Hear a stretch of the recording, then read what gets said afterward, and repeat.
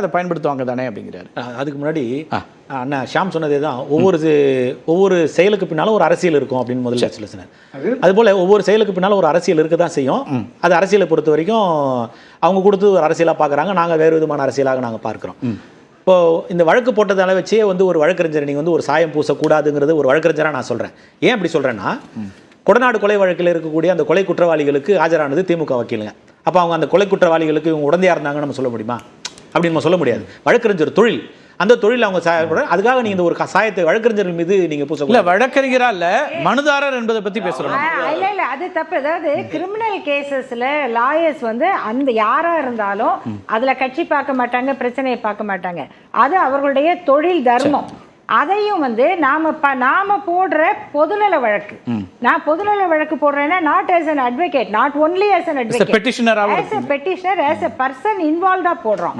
அதையும் நீங்க வழக்கறிஞர்கள் தொழில் நடத்துறதையும் அவருக்கு வித்தியாசம் தெரியும், அதுக்காக சொல்றேன். இல்ல அதாவது எப்படின்னா, இல்ல இப்போ நீட்டுக்கு ஆதரவாக ஆஜரானது நளினி சிதம்பரம் அம்மா. அவங்க கணவர் ஒரு காங்கிரஸ்ல மூத்த தலைவர்ன்றதுனால இது காங்கிரஸினுடைய நிலைப்பாடு நம்ம எடுத்துக்க முடியாது இல்லையா? அதே போன்ற ஒரு விஷயம் தான் நிர்மலா சீதாராமன் அவங்க கணவர் இருக்கார் இல்லையா, பரக்கலா பிரபாகர், அவர் தான் இந்திய ஆட்சி என்ன நடக்குது மோடி ஆட்சியிலன்னு தோல் உரிச்சு தொங்க விடுறாரு. அதை பிஜேபி கருத்துன்னு எடுத்துக்க முடியாது இல்லையா? அப்படி கூட வச்சுக்கலாம். அதுதான் நான் சொல்ல வரேன். அதை தாண்டி இந்த 2021 ஆட்சி முடிகிற போது கஜானாவை காலி பண்ணி விட்டுட்டு போயிட்டாங்க. அதனால எங்களால் எதுவும் செய்ய முடியல. அதுக்காக தான் 27 மாதங்கள் நாங்கள் செய்ய முடியலன்னு சொன்னாங்க.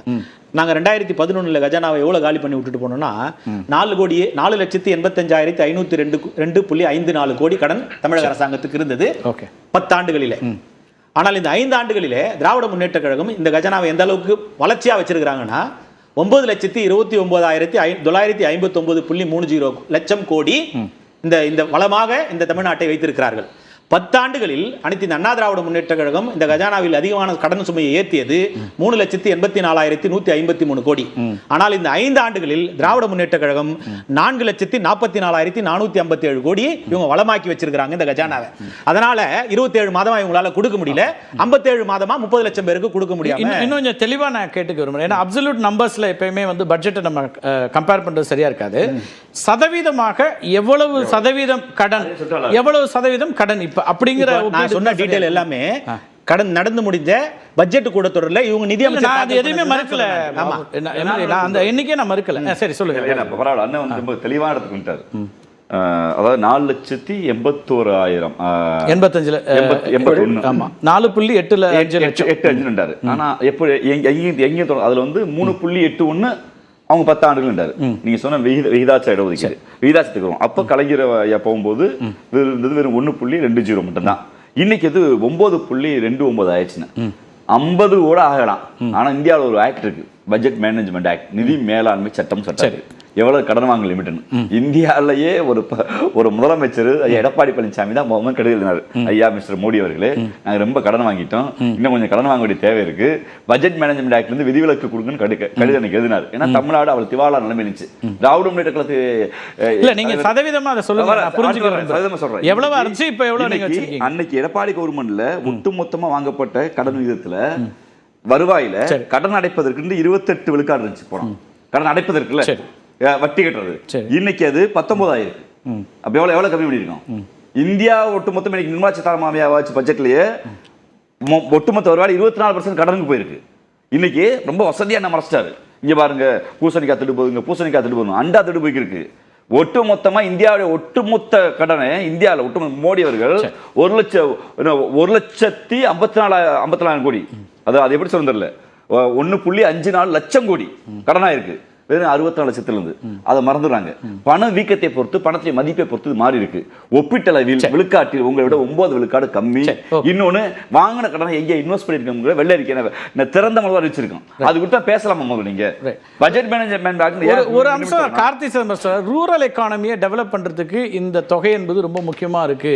இன்னைக்கு போயிருக்கிற 5,000 ரூபாய் எல்லா கிராமங்கள்லயும் போகும்போது அது பெரிய அளவுக்கு எக்கானமிக்கும் நல்லதுங்கிறாரு. அப்ப இந்த எல்லா ஆஸ்பெக்ட்லயும் அது வரவேற்க வேண்டிய ஒன்று அப்படின்னு அவங்க கூட்டணியில் இருக்கவங்க சொல்றாங்க. கார்த்திகை சிதம்பரம் சொல்றாரு வேற விதமா வந்து அண்ணன் சீமான் வேற விதமா சொல்றாரு, அண்ணன் அன்புமணி ராமதாஸும் வேற விதமா சொல்றாரு. இது எப்படி டெவலப் பண்ணும், அரசாங்கத்தை எப்படி நீங்க என்ன சொல்றீங்க சொல்லுங்க. இந்த பணத்தை எப்படி வரும் நான் முதல்ல சொல்லிட்டேனே. அப்புறம் என்ன அதனால அப்படியே அந்த கருத்துக்கு போறீங்க. அது அது போகல. சதமான முச்சர நியாயமா அதுல இருக்கணும். உங்க ஸ்டாண்ட் என்ன? பேசும்போது சைலண்டா இருக்கணும். இல்ல அண்ணா உங்க ஸ்டாண்ட் என்ன? நீங்க என்ன சொன்னீங்க? நான் முதல்ல சொல்லியாச்சு. நீங்க கவனிக்கலன்னு நினைக்கிறேன் நானு. அதாவது கார்த்திகை சிதம்பரம் சொல்றாரு, கார்த்திகை சிதம்பரம் உங்களுக்கு பாசிட்டிவா சொல்றாரு என்பது நெகட்டிவா நீங்க உங்க தரப்புல இருக்கிறது சொல்லுங்க. இருக்கக்கூடிய தமிழ்நாட்டில் அவங்க ஆக சிறந்த தலைவர்கள் அரசியல். அப்ப அவங்க என்ன சொல்றாங்கன்னு நம்ம பார்க்கணும். சதமான அடிப்படையில் நீங்க சொல்லும் போது இந்த 2026ல 27.07 அச்சா, நம்ம 2021ல 24.98. இதுல இந்த சதமானம் எவ்வளவு வித்தியாசம்? ஒரு சதமானத்திற்கு அது எந்த ரிப்போர்ட்? அதனால நீங்க 9% இல்ல இங்க ChatGPT தப்பால நீங்க பேச முடியாது. இந்த திமுக நிதிநிலை அறிக்கையுடைய இந்த திமுக அறிக்கை இருக்கு. நிதிநிலை அறிக்கை நீங்க கையில வச்சிருக்கேன். நிதிநிலை அறிக்கை பொய்யான ஒரு தகவலை சொல்லிட்டு உடனடியா மொக்க வாங்கி போறதா மன்னிக்கிறேன். நிதிநிலை அறிக்கையில நான் ரொம்ப தெளிவா சொன்னேன். நீங்க கையில வச்சிருக்கேன். இல்ல நீங்க மொக்க வாங்குறதுக்கெல்லாம் பேசல. இங்க பாருங்க. அதனால இந்த தவறான தகவல்கள் நீங்க இருக்கிற விஷயத்தை சொல்லுங்க. நாங்க அதுக்கு எதிர்த்து களமாடுவது தயாரா இருக்கோம். தவறான புள்ளி வரங்க பேசலாம். நான் தோல்வியை பற்றி கேட்டது ஷாம் அவர்கிட்ட கேட்டது. நீங்க பாயிண்ட் எடுத்துக்க பேசு. தோல்வி அது உங்களோட கேள்விக்கு நான் பதில் சொல்லிடுறேன். இது எப்படின்னா தோல்வி பயம் அதிகமாகிவிட்டது திராவிட முன்னேற்ற கழகத்திற்கு. காரணம், மக்கள் பெருவாரியான அடிப்படையிலே ஒரு அணியிலே திரண்டு இருக்கிறார்கள். இந்த திரண்டு இருக்கிற இந்த மக்களை என்ன அணின்னு சொல்றீங்க எனக்கு புரியல. இந்த அரசாங்கத்திற்கு எதிரான மனநிலையில் இல்ல சார். இப்ப நீங்க ஏற்கனவே இருந்த 21 அணியில எதெல்லாம் இருக்கு எது இல்ல அப்படின்னு சொன்னீங்கன்னா இந்த அணி பலமா இருக்கா இல்லையான்னு சொல்லுங்க. கூட்டணி பத்தி நான் பேசல, பொதுவான மக்கள் பேசுறேன் நான். தமிழ் அது வந்து நமக்கு வாக்குகள் வந்தா தானே தெரியும். நிச்சயமா. ஏன்னா ஏற்கனவே இன்னும் 2 பிளேயர்ஸ் இருக்காங்க. தாவேகா இருக்கு, நாம் தமிழர் இருக்காங்க. அதுதான் நீ சொல்லிட்டாரு எதிர்ப்பு அரசியல். தாவேகாவை பத்தி எங்களுடைய பொதுச்சாளர் இடத்துல கேட்கிற போது அவர் இன்னும் தேர்தல் சந்திக்கல. அவர் என்ன விதமான நிலைப்பாட்டை எடுப்பார்? 8% வாங்கின நாம் தமிழர் இருக்காங்க. இல்ல அவங்க கேட்கும் போது அவர் சொல்றது நான் உங்களுக்கு சொல்றேன். எந்த தாக்கத்தை ஏற்படுத்துவான்னு தெரியாது. அது தேர்தல் வந்தா தான் நம்ம முடிவு பண்ண முடியும். அதை நானும் ஒத்துக்கிறேன். இப்ப நம்ம எந்த இடத்துல இருக்கிறோம், யாரு நீங்க சொல்ற ஒரு பாயிண்ட்ல எங்க நான் வரணும்னா, எதிர்ப்பு இவ்வளவு இருக்கு, மக்கள் எல்லாம் இருக்காங்கன்னா எதிர்ப்புல 3 அணிகளாகவும் இருக்குல்ல, அதையும் கணக்கில் எடுக்க வேண்டியிருக்குல்ல. இல்ல இப்ப நான் 3 அணின்னு சொல்லல, பெரும்பான்மை நீங்க ஒரு அணியா இருக்கிறீங்க, நாம் தமிழர் தனித்து களம் இருக்கிறாங்க, தாவேகா இருக்கு. இந்த 3 பேருமே திமுக எதிர்ப்பு தானே?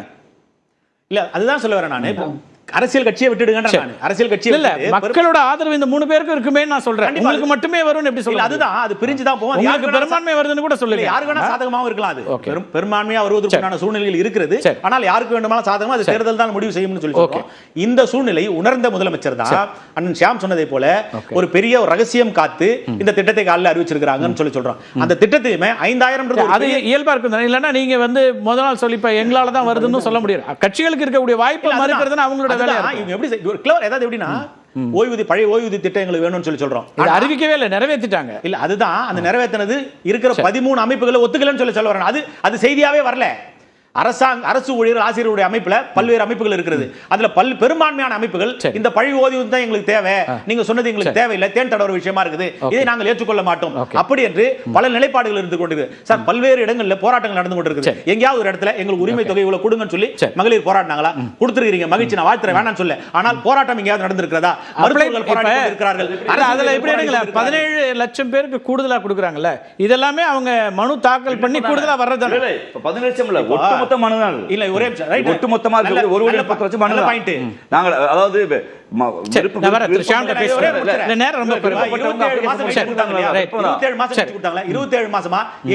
பெண்கள் போராடினாங்களா?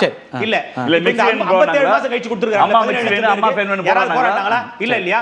நான் என்ன சொல்றேன்னா, இருக்கிற நலத்திட்டங்கள் எல்லாம் நிறுத்திவிட்டு தேர்தலுக்காக மட்டுமே இந்த அரசாங்கம் இல்ல சார் இதை கொடுக்கணுங்கிறீங்களா வேணான்றீங்களா? நான் மகிழ்ச்சின்னு சொல்லிட்டேனே. அப்புறம் அது தேர்தலாவே இருக்கட்டும். அதுதான் சொல்றேன் நான். அரசு ஊழியர்கள் அதனால அவர் பல்வேறு நிலையில போராட்டம் நடந்து கொண்டிருக்கிறது. அவர்களுக்கு தேவையானதை செய்யாமல் போராட்டமே நடத்தாத இல்ல அவர்